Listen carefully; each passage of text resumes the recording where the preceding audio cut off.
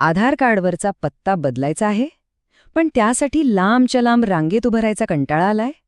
मग थांबा, हे माहिती खास तुमच्यासाठीच आहे. कारण माहितीये का, आता हे सगळं काम घर बसल्या थेट आपल्या मोबाईलवरून करता येतं. कसं? चला तर मग, ही संपूर्ण प्रक्रिया अगदी सोप्या भाषेत समजून घेऊया. हो ना. कधी घर बदलल्यावर किंवा पत्त्यात काही चूक झाली की ते अपडेट करणं खूप महत्वाचं होऊन जातं. आणि सगळ्यात चांगली गोष्ट म्हणजे आता या कामासाठी कोणत्याही आधार केंद्रावर जाऊन वेळ घालवायची काहीही गरज नाही. ही पूर्ण प्रोसेस आता आपल्या हातातल्या मोबाईलमधूनच होते. चला तर मग सुरुवात करूया. पहिली आणि सगळ्यात महत्वाची पायरी आहे योग्य ॲप इन्स्टॉल करून त्यात सुरक्षितपणे लॉग इन करणे. सगळ्यात आधी प्ले स्टोअरवर जाऊन MAADHAR असं सर्च करा. पण इथे एक गोष्ट लक्षात ठेवा, हे app unique identity authority of India म्हणजेच UIDAI ने बनवलेलं आहे की नाही हे नक्की तपासा. कोणत्याही दुसऱ्या ॲपवर अजिबात विश्वास ठेवू नका. बरं, ॲप इन्स्टॉल झालं की ती उघडा. सुरुवातीला तुम्हाला आधार नंबर टाकायला सांगतील. तो टाका, नियम आणि अटी मान्य करा आणि मग तुमचा मोबाईल एका SMS नी व्हेरीफाय होईल. मोबाईल व्हेरिफिकेशन झालं की एक नवीन आणि महत्त्वाचा टप्पा येतो, तो आहे फेस ऑथेंटिकेशनचा. घाबरू नका, हे खूपच सोपं आहे.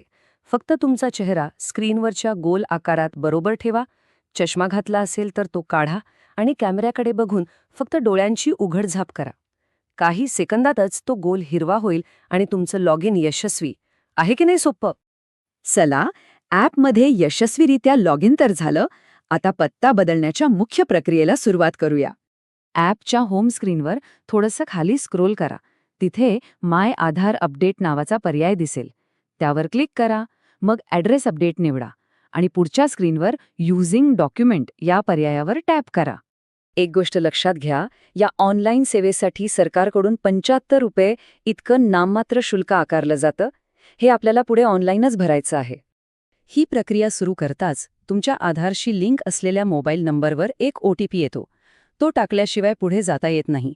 त्यामुळे तो नंबर चालू आणि तुमच्या जवळ असणं खूप गरजेचं आहे.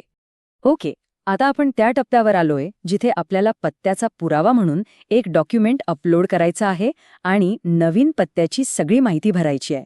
तर पुढे जाण्याआधी विचार करा, तुमच्या नवीन पत्त्याचा कोणता वैध पुरावा तुमच्याकडे तयार आहे. पत्त्याचा पुरावा म्हणून तुम्ही खूप काही वापरू शकता, जसं की वीज बिल, पासपोर्ट, मतदान कार्ड किंवा गॅस कनेक्शनचं बिल. यापैकी कोणतंही एक वैध कागदपत्र चालेल. यादीतून तुमच्याकडे असलेले डॉक्युमेंट निवडा आणि त्याचा एक स्पष्ट फोटो काढून अपलोड करा. यानंतर तुमचा नवीन पत्ता अगदी काळजीपूर्वक भरा. म्हणजे घर क्रमांक, रस्त्याचं नाव, जवळची एखादी खूण आणि पिनकोड. ही सगळी माहिती अचूक टाका. तुम्ही पिनकोड टाकताच जिल्हा आणि राज्याचे नाव आपोआप येऊन जाईल. आता येतोय सगळ्यात महत्त्वाचा टप्पा, प्रिव्ह्यू.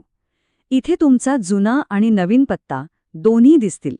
इथे अजिबात घाई करायची नाही.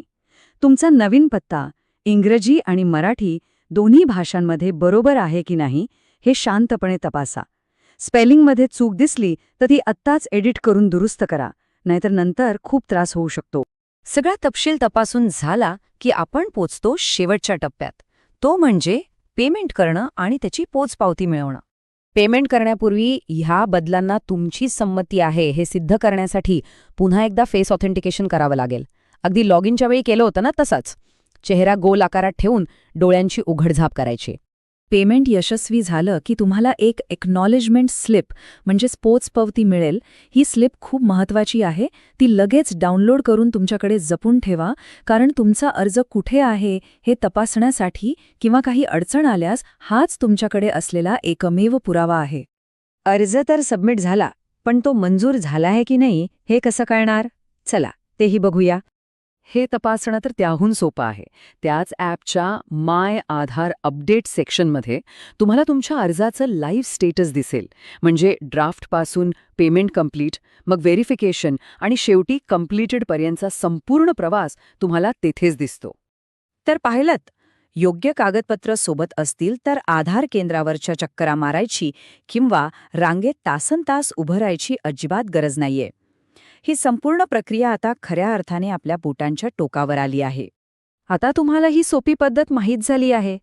मग विचार करा, पत्ता तर झाला, पण यापुढे आधारमधली अशी कोणती किचकट वाटणारी गोष्ट आहे जी तुम्ही आता स्वतःच सोडवू शकाल?